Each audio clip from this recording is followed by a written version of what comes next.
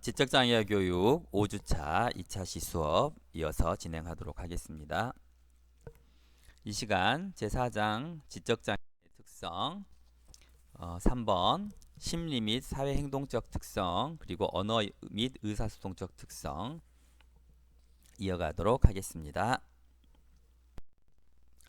심리사회적 특성 중 5번째 지적장애 학생의 정서발달 특성에 대해서 살펴보겠습니다.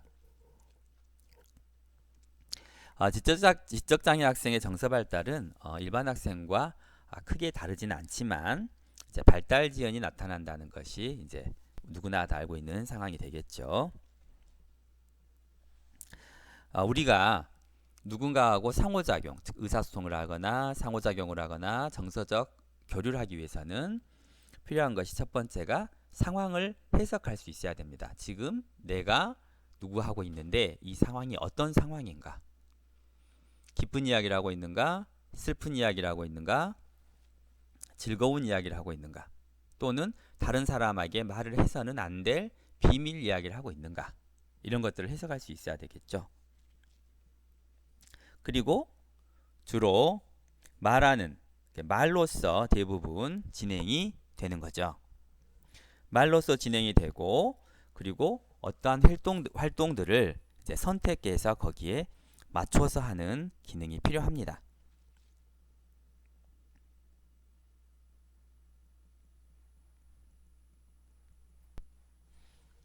그런데 지적장애 학생들은 이러한 부분에서 이제 문제점들을 나타내기 시작을 하는 거죠.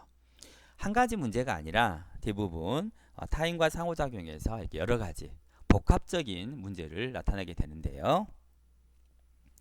갈등 해결, 누군가와 의사소통이 어그러지거나 또한 이렇게 정서적으로 맞지 않았을 때 어떻게 해결할 것인가. 지시 따르기, 단순하게 지시를 하고 따르는 정도가 아니라 지시에 대해서 반응을 해야 되겠죠. 이걸 전부 따를 것인지, 덜 따를 것인지, 거부할 것인지, 지금 할 것인지, 조금 이따 할 것인지. 대화, 또 상호작용. 서로가 상호작용을 하면 그 깊이가 있어야 되고 서로 간의 관계 형성이 맺어져야 되는데 그러한 부분들에 어려움을 갖게 되죠. 특히 상황에 따라 적절한 정서적 표현 능력이 부족하다. 이미 앞에서도 말씀을 드렸듯이 우리가 다른 사람과 상호작용을 하는 상황은 한 가지가 아니죠. 굉장히 많고 이루 헤아릴 수 없이 많고 또 각 상황도 미세한 차이들이 존재하기 때문에 거기에 적절한 정서적 표현을 하는 것이 굉장히 어렵죠. 우리가 옛날 만화에 그 손오공이란 만화에서 이런 상황 판단을 못하는 그런 캐릭터가 있었죠. 사오정이라고.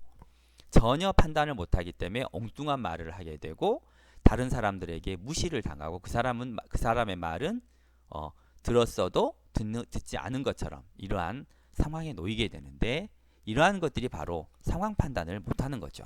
이런 거 어려움이 있고요. 또 상황에 대한 해석 실패가 굉장히 많죠. 사람들이 상호작용을 하고 있는데 거기에서 상대방이 나에게 보는 신호를 제대로 파악하지 못하고 다른 표현을 하거나 또는 그 사람이 원하지 않는 표현을 하는 이런 문제가 발생을 하는 거고요. 또 그 상황을 이해를 못하는 거죠. 그 사람이 나를 도와주려고 하는 상황 또는 그 사람이 나를 경계하는 상황 또는 나의 호의를 거절하는 상황, 받아주는 상황 이러한 것들이 다 다른데 그걸 이해하지 못하고 나의 또 정서를 조절하지 못하다 보니까 상호작용에 있어서 공격성이 나타나거나 또는 자신감 부족으로 인해서 위축되거나 하는 그런 반응이 나타나는 거죠. 또 지적장애 학생들의 가장 큰 어려움이었던 앞에서 살펴봤던 학습된 무기력으로 인해서 자아결정력이 부족하다고 말씀드렸었죠. 거기에 연관돼서 자아 존중감도 굉장히 많이 팽배하게 되는 거죠. 그리고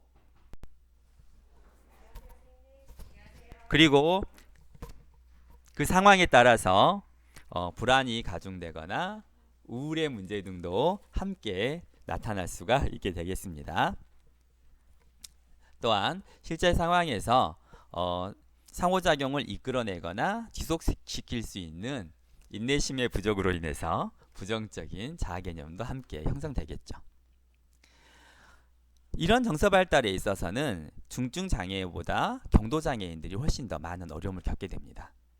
중증 지적 장애인의 경우에는 상대방, 정서적인 상호관계를 하는 상대방에서 그분을 대부분 이해하고 이렇게 장애가 바깥으로 보이기 때문에 이해하고 또 그 부분에 대해서 이렇게 배려를 하는 경우가 많지만 경도 지적 장애인의 경우에는 그런 부분이 잘 보이지 않거든요.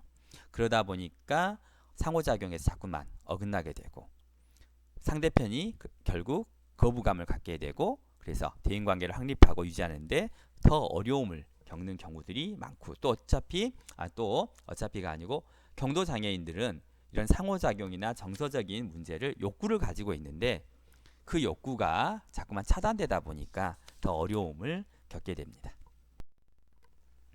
행동 문제인데요. 누구나 다 행동 문제를 가지고 있지만 지적장애 학생들은 더 일반적으로 전적으로는 아닙니다. 일반적으로 더 많은 문제 행동을 보이는 경향이 있습니다. 그 이유는 이제 가장 큰 것이 수용이나 자기 통제의 어려움을 겪기 때문인 거죠. 누가 나에게 어떤 말을 했을 때, 특히 비판적인 수용을 했을 때 그 부분을 받아들이고 누구나 비판적인 말을 듣게 되면 기분이 나쁘고 화가 나겠죠. 그런데 대부분의 사람들은 자기 통제를 하는 거죠. 그런데 지적장애 학생들은 이러한 자기 통제가 어렵다 보니까 이제 문제 행동이 나타날 수밖에 없는 거죠. 그래서 파괴적 행동, 과잉 행동, 산만함 이런 문제들이 나타나게 되는 거죠. 또 지적장애 수준이 심할수록 이런 자기 통제가 어렵고 수용이 어렵기 때문에 더 많은 문제 행동이 나타나고요. 특히 상동 행동 알고 있죠?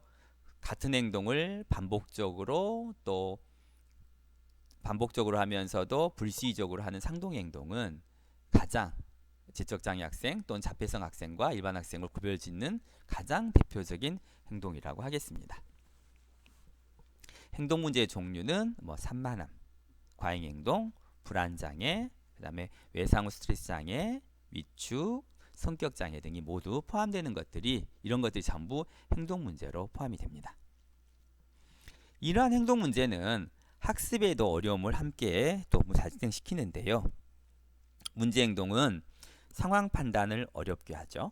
첫 번째, 내가 현재 일어나고 있는 상황 판단을 어렵게 하고, 그리고 내가 누구에게 도움을 요청하는 의사소통을 해야 되는데 그게 잘 안 되는 거죠. 그래서 학습에 있어서도 현재 내가 어떤 받고 있는 과제를 제대로 이해하지 못하고 또 그 과제를 제대로 이해하지 못했을 때 교사라든지 다른 사람들에게 어떤 부분에 요청을 해야 되는데 그걸 못하는 거죠. 요청을 하는 데 있어서도 요청하는 행동이 어떤 과격하거나 또는 또 산만하거나 또는 정중하지 않았을 때 도움을 받을 수 없겠죠. 그러다 보니까 학습에도 함께 어려움을 갖게 되는 것입니다. 이런 지적장애와 관련된 유전들은 증후군에 따라서 나타나기도 하는데요. 윌리엄스 증후군들은 자해 행동을 많이 보이거나 또 다운 증후군들은 또 어떤 행동을 보이는 것들이 있는데 그건 전형적인 것들도 있지만 그게 중요한 사항은 아니라 넘어가도록 하겠습니다. 이어서 지적장애 학생들의 언어 및 의사소통 특징들에 대해서 살펴보도록 하겠습니다. 언어 및 의사소통의 먼저 발달을 먼저 살펴보는데요. 결론적으로 말하면 언어 및 의사소통 발달에 많은 어려움을 갖게 되는 거죠. 의사소통을 하기 위해서는 언어를 사용하는 데는 이런 필수적으로 갖춰야 될 기능들이 있어요. 이런 것들을 갖추지 못하면 이제 의사소통을 하는데 언어를 사용하는 것에서 문제를 갖게 되는데요. 첫 번째는 의도가 있어야 됩니다. 내가 다른 사람과 상호작용을 하려는 의도가 있어야만 내가 말을 하겠죠. 언어를 사용하겠죠. 내가 그 의도를 가지고 있지 못하면 의사소통은 일방적으로 끝나버리는 거죠. 의도가 매우 중요하고요. 두 번째는 의사소통을 하는 데 있어서는 여러 기술들이 필요해요. 말을 할 수도 있어야 되고 다른 사람 말을 들을 수도 있어야 되고, 또 다른 사람이 하는 여러 가지 행동도 판단할 수 있어야 되고, 또 상황도 파악해야 되고, 여러 기술들이 필요하죠. 그래서 대표적인 것들이 바로 표현 언어 기술, 내가 주로 말하는 것들이죠. 수용 언어 기술, 다른 사람들이 하는 말을 내가 듣는 거죠. 비언어적 의사소통 기술, 말은 아니지만 뭐 제스처, 손의 모양이라든지 얼굴 표정, 또 표정, 그 다음에 눈빛, 또 그 사람의 행동들을 보고 그 사람의 어떤 의사를 판단하는 비언어적 의사소통 기술, 이런 것들이 필요합니다. 그리고 또 언어, 인지, 사회 발달을 통합적으로 이룰 수 있는 게 언어예요. 그러다 보니까 언어나 인지, 사회적 발달 영역에서 한 군데가 지체가 되더라도 나머지 것들이 한꺼번에 모두 다 어려움을 겪게 되는 것들이 있습니다. 그리고 언어는 구문, 의미, 확률론 같은 다원적 영역인데요. 그건 뒤에서 살펴보도록 하겠습니다. 그래서 지적장애 학생들은 인지, 사회성, 정서, 이런 부분들이 전체적으로 지체를 보이는 거죠. 그러다 보니까 언어나 의사소통 발달에도 이제 당연히 어려움이 있을 거라는 것으로시 이제 예견이 되는 상황입니다.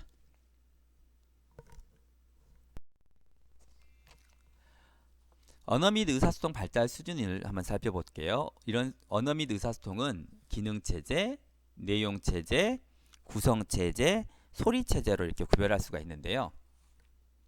기능체제는 화용론입니다. 실제 상황적 맥락에서 말하는 사람과 듣는 사람의 의사소통 기능 수준. 그러니까 두 명이서 말을 하죠. 화용론, 말을 사용하는 거죠. 말을 해요. 그런데 그 두 사람이 수준이 비슷해야 서로 간의 의사소통이 되는 거죠. 7살 먹은 지적장애 아이에게 대학 교수님이 어떤 학문적인 말을 한다고 해서 그것이 의사소통이 될 수는 없죠. 당연히 그 수준을 맞춰줘야, 둘이 맞아져야 의사소통이 되는 거죠. 그러니까 실제적으로 일반인들과 지적장애 아이들의 이런 화용론적 의사소통 수준 자체가 맞지 않는 경우들이 많기 때문에 의사소통이 원활하게 이루어지지 않는 경우들이 많습니다. 두 번째, 내용체제의 언어는 의미와 구문론으로 나눠지는데요. 문장에 포함된 개별 단어들과 그 단어들의 관계 속에서 이루어지는 의미를 수준이다. 의미 수준이다. 그러니까 우리가 문장을 만들게 되면 그 속에 많은 단어들이 포함되는데 그 단어가 개별적으로 그 단어 하나가 어떤 의미를 갖는 경우도 있지만 단어가 연결됐을 때 새로운 의미를 우리가 또 만들어내죠. 그것들을 알아내야 되는 거거든요. 그래서 내 마음은 호수, 이렇게 말하면 마음이란 단어와 호수라는 단어는 각각의 뜻을 가지고 있지만 마음과 호수가 연결되면 그거는 내 마음이 호수가 아니라 내 현재의 이런 의식 상황이 굉장히 평안하다라는 뜻이잖아요.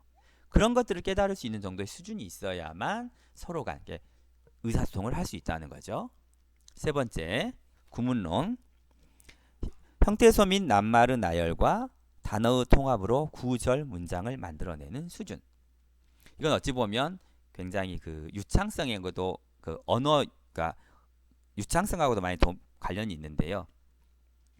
문장을 잘 만들어내고 또 많은 단어를 문법적으로 맞게 사용하는 사람들이라면 긴 문장을 만들어내고 문법에 맞게 만들어내겠지만 그렇지 않은 사람들은 이제 특히 지적장애 아들 같은 경우는 구 또는 절, 그러니까 간단하게 점심 먹었어요. 그걸로 끝나죠. 상대편이 물어봐야 돼요. 뭐 먹었어요? 밥 먹었어요? 반찬은 뭐 먹었어요? 김치 먹었어요? 김치 말고 뭐 먹었어요? 깍두기 먹었어요? 이런 식으로 끝나버리는 거죠. 근데 반면에 유창한 사람들은 저는 점심을 국과 반찬과 무엇과 먹으면서 무엇은 맛있었고 무엇은 맛이 없었고 선생님은 무엇을 좋아, 이런 식으로 연결해 나가는 거죠. 이러한 능력이 바로 내용 체계의 언어 능력이 되겠습니다. 구성체제의 언어는 형태론, 의미가 기초 단위로 형태소로 음소를 결합하는 수준. 그러니까 말을 만들어내는 수준인 거죠. 단어를 연결시키거나 아니면 자음과 모음을 연결시켜서 말을 만들어내는 수준이죠. 그래서 이걸 잘 만들어내는 사람들은 정확한 발음과 정확한 단어를 만들어내고, 그렇지 않으면 불분명한 것들이 만들어지겠죠. 의문론, 의미적 어음들로 소리의 요소들을 결합하는 수준. 단어를 역시 더 길게 음소를 만들어내는 이런 수준이고, 역시 유창성과 관련이 있겠죠. 그리고 소리체제의 언어, 음성학, 말의 기초적인 청각, 조음적 단위의 수준. 그러니까 단어를 얼마나 정확하게 발음하느냐, 다른 사람이 또는 다른 사람의 말을 얼마만큼 정확하게 듣느냐, 이런 능력이 이제 되겠습니다. 그래서 이러한 능력들이 정확히 고루 갖춰져야만 의사소통에 어려움이 없이 다른 사람과 관계를 맺을 수 있겠죠. 지적장애의 언어발달 특성에 대해서 계속 살펴보도록 하겠습니다. 언어발달의 지체나 비정상적인 패턴은 대부분의 지적장애에서 나타나게 됩니다. 느리거나 또는 일반인과는 다른 패턴으로 나타나는 경우들이 있죠. 또 정상적으로 언어 발달을 보이더라도 발달 속도가 느립니다. 언어의 능력은 개개인에 따라 굉장히 다양하죠. 같은 지적장애라 하더라도 언어 능력은 굉장히 많은 차이점을 보이거든요. 그래서 어음이나 어음 변별력, 어휘수, 문법, 문장 구성, 의미 파악 등에서 지체가 있고요.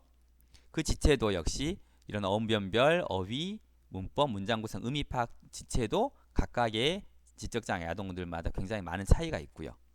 자발적 발화, 그러니까 스스로 말하려고 하는 것들도 많이 부족합니다. 이건 전체적인 이야기고요. 특히나 구문 구조, 그러니까 말이 길어질수록 훨씬 더 지체되고, 또 구문 구조가 길어지는 것도 있지만 복합적인 단어, 복합적인 그 문법 구조, 그러니까 과거 시제와 현재 시제가 섞인다거나, 현재 시제와 미래 시제가 섞인다거나, 또는 수동형과 능동태가 섞인다거나, 이렇게 구문 구조가 복잡해질수록 아이들은 훨씬 더 힘들어하고, 표현 능력도 문제지만 수용 능력에서도 이해하는 능력도 많이 떨어지게 됩니다. 문장 회상에서 또래 일반 학생보다 떨어지고, 의미를 파악하기 위해 상황에 더 많이 의존합니다. 문장을 읽었을 때 그것을 회상, 머릿속에서 떠올리는 것들이 굉장히 떨어지고요. 그러다 보니까 선생님이라든가 또 다른 사람들이 옆에서 많은 힌트를 주게 되는 거죠. 공을 찼어. 어떻게 공을 찼을까? 운동장에서. 이렇게 자꾸 힌트를 어디에서 어떻게, 이런 것들을 많이 의존하게 되죠. 그래야만 이제 그 말을 이해하는 것이 이제 좀 가능하게끔 그런 특성을 갖고 있고요. 중도 지적장애 학생들, 그러니까 중증의 아이들을 제외하고는 보통 지적장애 학생들은 이제 10세까지, 그러니까 10살 정도까지는 일반 아동들하고 비슷하게 이제 발달합니다. 말의 속도, 발화 길이, 발화 향에서 이렇게 비슷하게 나타나는데요. 그런데 10세 이후가 되면 이제 아예 질적으로 차이가 납니다. 그래서 보통 고원현상이라고 그러는데요. 10세까지는 10살 정도 될 때까지는 일반 아동과 비슷한 속도로 발전을 하다가 10살이 넘어가면서부터 일반 아동들은 계속해서 꾸준한 속도가 유지가 되는 반면 지적장애 아이들은 속도가 급격히 떨어집니다. 그러니까 거의 정체가 되는 거죠. 그러다 보니까 일반 아동과 차이가 이제 10살 정도까지 비슷하다가 그 위로는 급격하게 많은 차이점을 이제 가지게 되는 거고요. 양도 문제지만 질, 그러니까 활용론, 특히나 말을 사용하는 의사소통 면에서, 그러니까 10살까지는 언어 자체였다면 10살 이후에는 대화, 이런 의사소통 면에서 이제 많은 차이점을 갖게 되는 것입니다. 그리고 조음장애, 단어를 만들 때, 그러니까 안녕하세요를 안녕하세요, 니은을 지읒으로 바꾸는 거죠. 안녕하세요. 또 뭐는 도와요, 뭐 이렇게 지읒을 지읒으로 바꾸는 이런 조음장애. 음성장애, 정확한 말을 낼 수 없도록 성대를 잘 조정하지 못해서 목소리가 좀 다르거나 좀 신목소리가 나거나 또는 너무 어린 목소리가 나거나 그런 것들. 말더듬, 말을 시작을 정확히 못한다거나 같은 말을 반복한다거나 하는 말더듬. 어조음, 말을 만들어낼 때 단어를 섞어 만든다거나 단어가 중간에 다른 글자가 들어간다거나 이런 불규칙성도 언어 발달에서 많은 어려움을 갖게 됩니다. 지적장애 학생의 언어 특성을 표로 좀 살펴볼게요. 첫 번째 언어 기능, 활용론이죠. 언어를 사용하는 몸짓과 의도의 발달 패턴은 일반 학생과 비슷합니다. 그런데 보통 아이들보다는 덜 우세한 대화적 역할을 한다. 그러니까 수동적이라는 거죠. 주도권을 가지고 대화를 하기보다는 수동적으로 따라가는 형식들을 많이 이제 갖게 되는 거죠. 또한 명료화 기술이 떨어져서 의사소통에 있어서 정확한 의사 전달에 어려움을 이제 갖게 되는 거죠.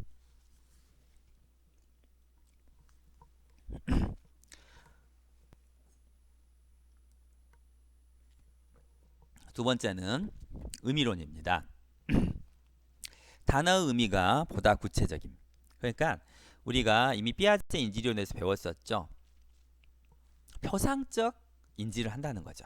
그러니까 추상적인 것이 아니라 표상적, 그러니까 눈에 보이는 인지 구조를 하기 때문에 단어를 정확한 단어죠. 그러니까 은유적인 표현이라든지 또 말을 돌린다거나 이런 것들에서는 되게 어려움을 많이 느끼는 거죠. 그래서 정확하게 눈에 보이는 단어들을 사용을 해줘야 된다는 거예요.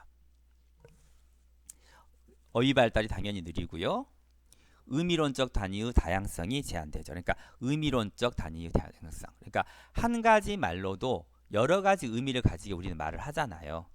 상황을 바꾼다거나 또는 그 표정을 바꾼다거나 또는 억양을 바꾼다거나 해서 여러 가지 의미로 사용할 수 있는데 지적장애 학생들은 그런 것들에서 더 어려움을 겪게 되는 거죠. 다운증후군 학생들 같은 경우는 언어 발달이 상당히 다른 지적장애 영역보다 더 양호하다는 거. 그래서 일반 학생들처럼 노출시키면 단어 의미를 이렇게 많이 학습할 수 있다고 이제 합니다. 세 번째, 언어 구성, 형태, 구문, 의문론인데요. 학령 전 일반 학생, 그러니까 한 6, 7세 정도 되는 학생들의 언어의 길이와 언어의 복잡성 정도를 이제 가지고 있다고 생각하시면 될 겁니다. 보통 지적장애 학생들은 6, 7세, 앞에서 우리가 10살 정도라고 표현을 했지만 그것보다는 이제 좀 더 앞쪽이라고 생각하시는 게 더 편할 것 같습니다. 문장 발달은 일반 학생과 유사하고요.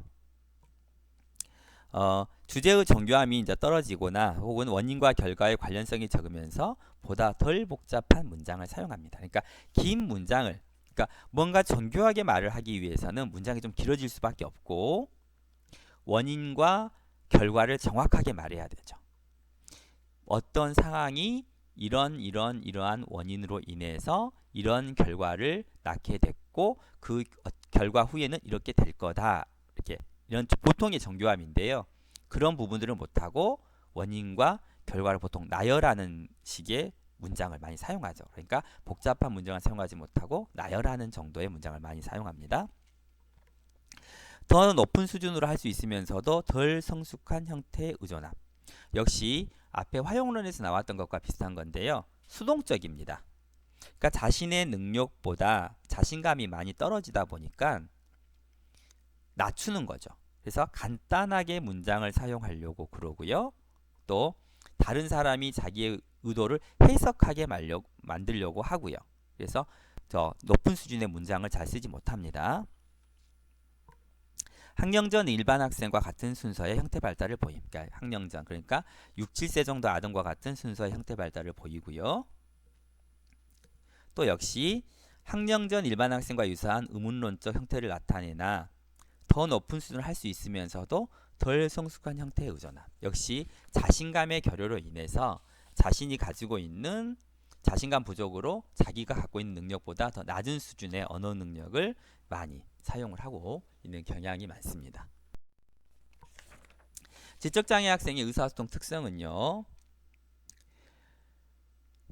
지적장애 학생들이 의사소통에서 가장 큰 문제점은 역시 사회적 기능이죠.